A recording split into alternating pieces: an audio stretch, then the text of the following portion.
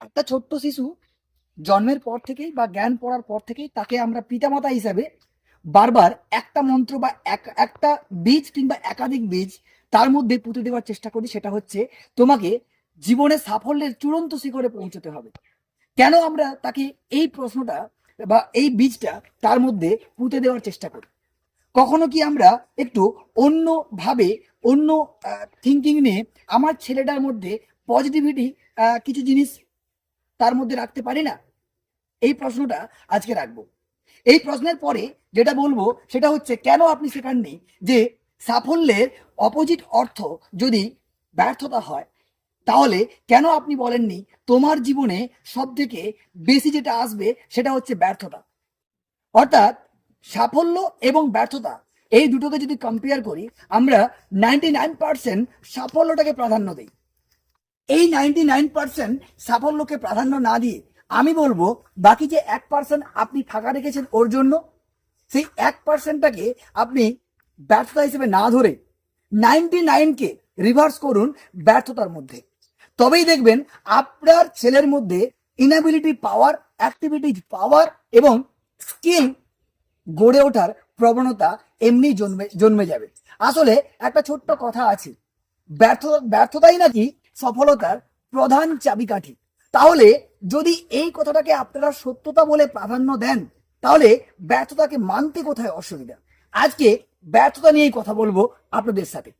ছেলে মেয়েকে বলতে শিখুন, সফলতা কিংবা সাফল্য হচ্ছে সর্বশ্রেষ্ঠ একটা কাজ কিংবা বড় গুণ। কিন্তু এই সর্বশ্রেষ্ঠ কাজটাকে পেতে গেলে তোমাকে ব্যর্থতাকে আরো বেশি করে নিজের মধ্যে প্রবেশ করাতে হবে। আপনার ছেলে মেয়েকে শেখান যে সাফল্যের থেকে ব্যর্থতাকে বেশি করে গ্রহণ করো। কারণ তুমি যদি তোমার জীবন থেকে ব্যর্থতাকে সরিয়ে দেওয়ার চেষ্টা করো, তাহলে বড় ভুলটা তুমি করবে। কারণ সফলতা এই ব্যর্থতাকে যদি দূরে সরানোর চেষ্টা করো, তাহলে সফলতাই তোমার সাকসেসকে বা তোমার অ্যাচিভমেন্টকে আরো দূরে সরিয়ে দেবে।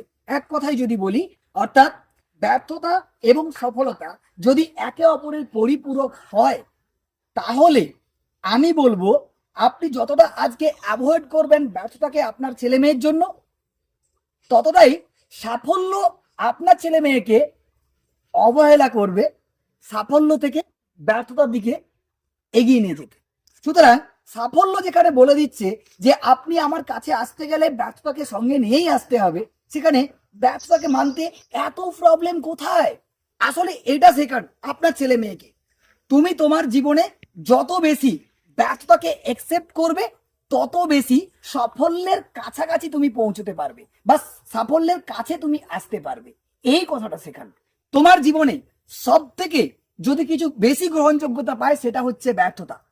আর যে যত বেশি ব্যর্থতাকে গ্রহণযোগ্য করতে পারবে তার জীবনে, সে তত বেশি প্রত্যেকটা কাজের মধ্যে সাফল্যতা খুঁজে পাবে। সাফল্য কোনো নির্দিষ্ট স্থিতিস্থাপক কোনো চিন্তা ভাবনা নয়, এটা মানতে শেখো। তোমার লাইফে ঠিক চাবি এবং তালার মতো ব্যর্থতা এবং সাফল্যকে কম্পেয়ার করতে শেখো। চাবিটাকে ব্যর্থতার সঙ্গে তুলনা করো, কারণ চাবি থাকলেই তালা খোলা যায়। তাহলে তালা যদি সাফল্য এনে দিতে পারে, তাহলে মনে রেখো চাবিটাকে ব্যর্থতা হিসেবে গ্রহণ করো। কারণ যে যত চাবির ইউটিলাইজেশন বাড়াবে, তত তার সিকিউরিটি বাড়বে। সুতরাং চাবির মতো করে ব্যর্থতাকে নিজের জীবনে লক অ্যান্ড কি হিসেবে ইউজ করতে থাকো, তবে সাফল্য এমনিই তোমাকে ধরা দেবে। মনে রেখো, ব্যর্থতা একটা গন্তব্য, সাফল্য একটা যাত্রা।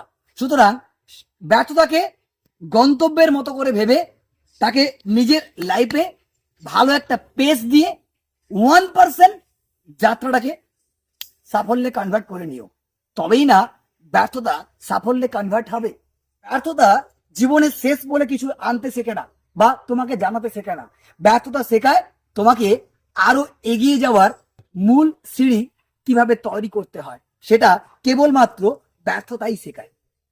ব্যর্থতা মারাত্মক কিছু না। তোমার জীবনে ব্যর্থতা এমন একটা অধ্যায়, যে অধ্যায় তোমার জীবনটাকে আরো বেশি সরল, সোজা এবং আরো দক্ষ করে তুলবে। সুতরাং আমি চাই জীবনে সাফল্যের থেকে ব্যর্থতাকে বেশি প্রাধান্য দাও। আশা করছি ভিডিওটা তোমার জীবনে ভালো একটা লেসন দিয়ে যাবে। সেই লেসনের শেষটা তুমি শুরু করবে। ভালো থেকো।